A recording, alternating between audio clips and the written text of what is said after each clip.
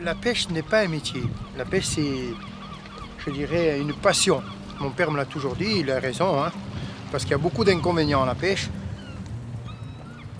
C'est être un homme libre, en pleine mer, tranquille, je veux dire, voilà. C'est extraordinaire, quoi.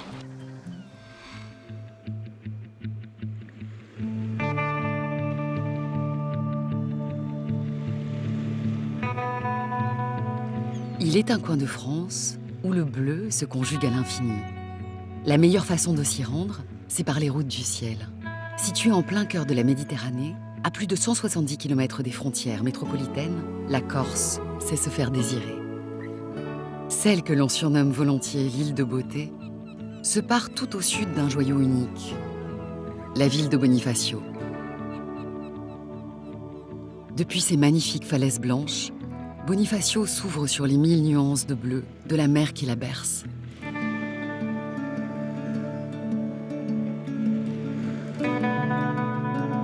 Les constructions élevées sur cette veine de calcaire donnent l'impression d'une chute prochaine. Cet état de fait dure depuis des siècles.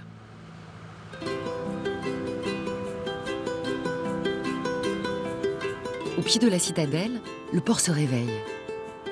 Les marins sont les premiers de sortie. Comme pour beaucoup de Bonifaciens, la pêche est une histoire de famille. Chez Maurice Pirot, les hommes la pratiquent de père en fils, depuis 6 générations. Aucun endroit depuis la mer n'a de secret pour ce pêcheur de 45 ans. Bonifacio, quand même, déjà, c'est le seul endroit dans toute la Corse où on a des falaises de calcaire d'une certaine hauteur. On a des grottes marines. Des fois, on a même du mal à les décrire tellement qu'elles sont belles. Ces murailles calcaires et leurs pittoresques grains de sable, ce gros bloc isolé se dressant à quelques dizaines de mètres dans les flots, sont l'œuvre remarquable de la nature.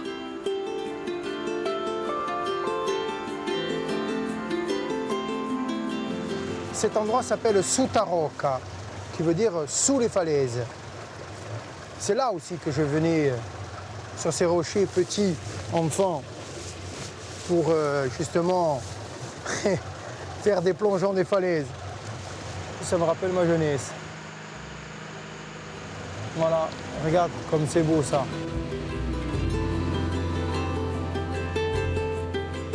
La mer, à cet endroit, est un détroit préservé. Une réserve naturelle maritime que l'on nomme les Bouches de Bonifacio.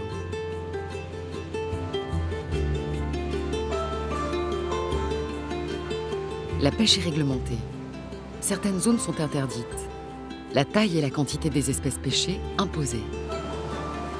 Mieux protégées, les populations de mérous, de corbes, de rascasses et bien d'autres encore repeuplent les eaux de la Méditerranée. Derrière moi, c'est la pointe extrémité sud de la Corse, mais de la France.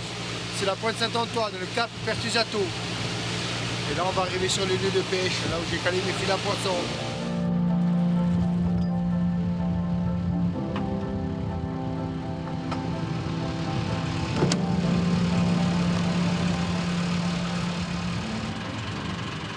C'est la maille de cèdre qu'on appelle par rapport à la maille.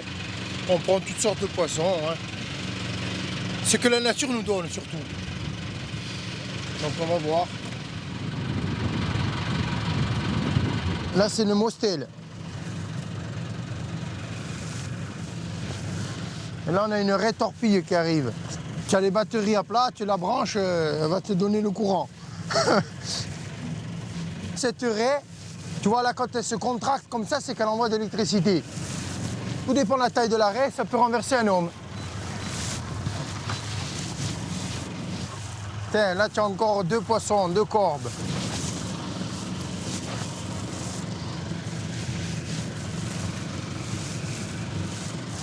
Une araignée de mer.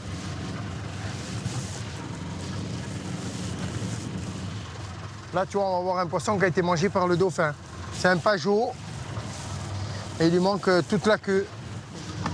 Chez nous, tu as le dauphin noir qu'on appelle le marsouin et puis le dauphin commun. Hein. Et ils se sont surpeuplés et ils se régalent quand ils voient les filets des pêcheurs, c'est leur restaurant, je dirais. Les dauphins, je les adore, mais quand ils me mangent dans les filets, c'est plus mon copain. Hein.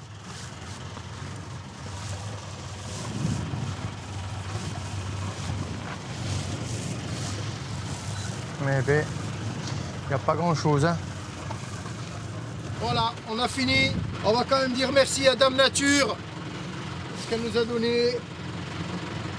On demandera un peu mieux la prochaine fois.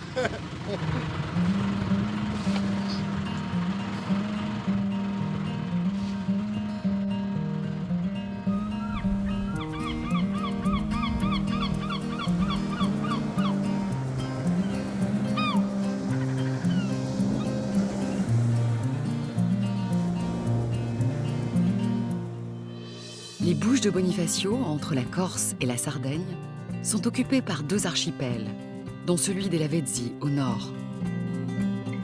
23 îles, îlots et récifs granitiques aux formes incroyables. L'un d'eux ressemble à un pachyderme sculpté dans la roche.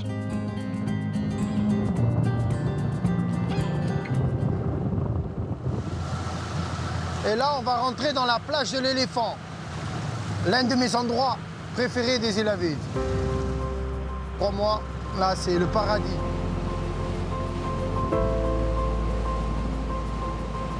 Les îles Lavezzi, c'est une archipel qui est sortie entre la Corse et la Sardaigne. C'est des blocs de rochers en granit polis par le vent et les tempêtes qu'il y a chez nous, parce qu'il y a plus de 300 jours de vent dans l'année. Et tous ces masses de rochers, ça donne des formes extraordinaires et c'est juste magnifique. Déjà tout petit, je m'en rappelle, quand mon père prenait du temps pour lui et pour sa famille, on venait à cet endroit. Voilà, je garde toujours ces bons souvenirs en étant gosse, venir là à la plage de l'éléphant.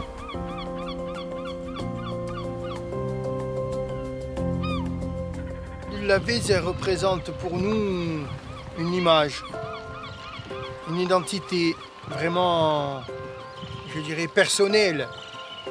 À Bonifacio, à la Corse, beaucoup. C'est vraiment un endroit qui est très cher pour moi. Quand je suis là, je me revois tout petit, quoi. Voilà.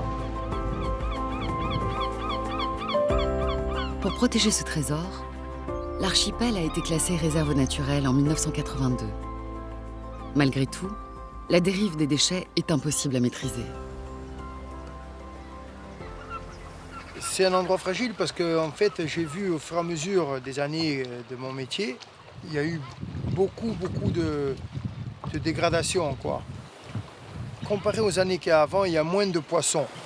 Et c'est un message que j'envoie en tant que petit pêcheur.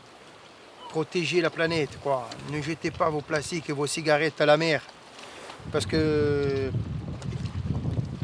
on peut même pas imaginer des fois ce qu'on ramasse dans les filets.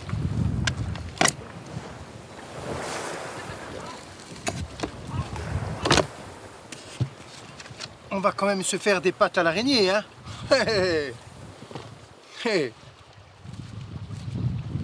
Lui, il va finir à la casserole.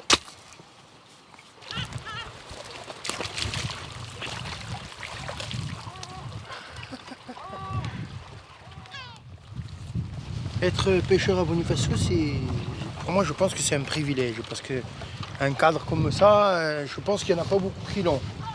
Après, j'ai eu la chance d'être fils de pêcheur pour pouvoir prendre le métier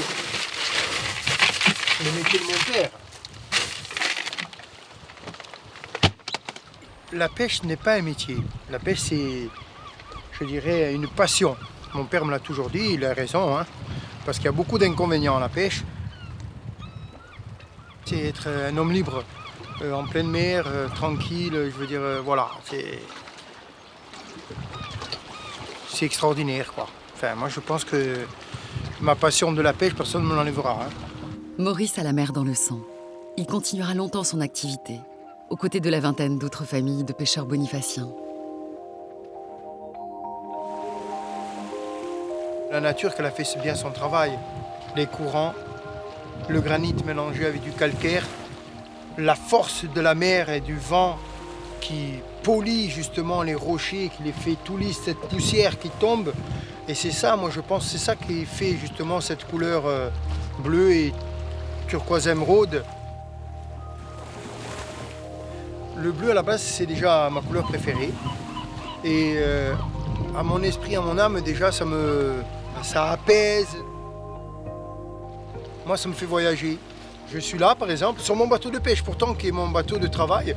Je me croirais en vacances sur un voilier ou sur une île, complètement déconnecté de tout. Voilà. Je suis bien là, mes racines sont là.